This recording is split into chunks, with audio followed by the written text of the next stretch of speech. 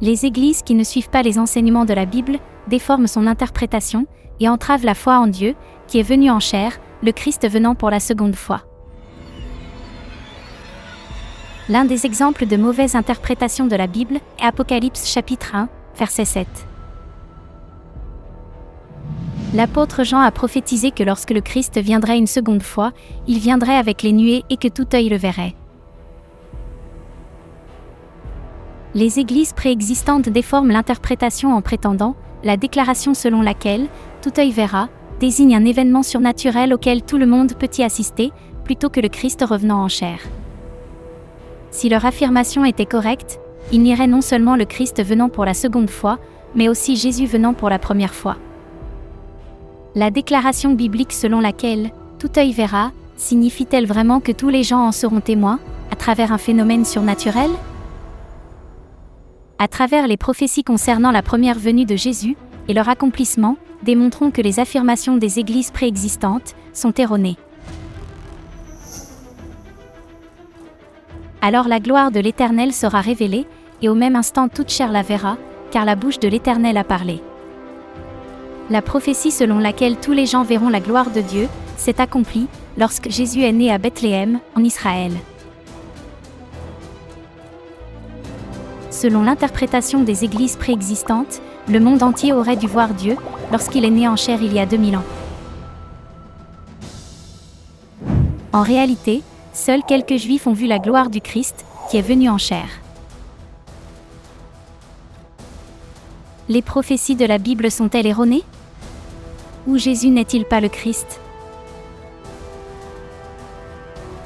S'ils interprètent avec force les prophéties de la Bible, sans les réaliser correctement, ils nieront la Bible, et même le Christ.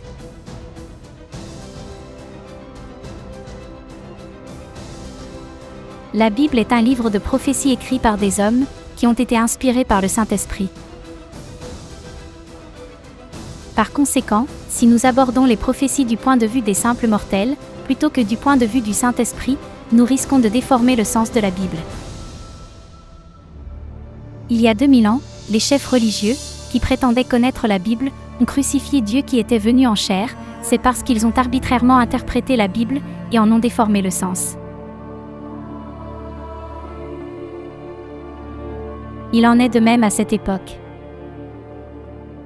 Les églises préexistantes prétendent que Jésus ne peut pas venir en chair parce que tout le monde sur terre doit le voir, mais en réalité, elles déforment la Bible. Tout comme la prophétie, selon laquelle tout le monde verra la gloire de Dieu lors de sa première venue, n'implique pas que tous les gens sur terre en seront témoins, les paroles dans Apocalypse chapitre 1 verset 7, « Tout œil verra » ne signifie pas que tout le monde sur terre le verra. Cela signifie qu'il viendrait en chair, afin que quiconque puisse le voir. De la Genèse à l'Apocalypse, la Bible prophétise que Dieu viendra une seconde fois en chair pour sauver l'humanité.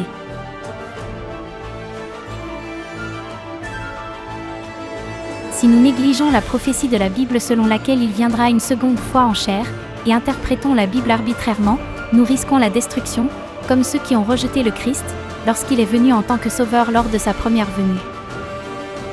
Par conséquent, il est erroné d'affirmer que Jésus ne peut pas venir en chair, parce que tout œil le verra.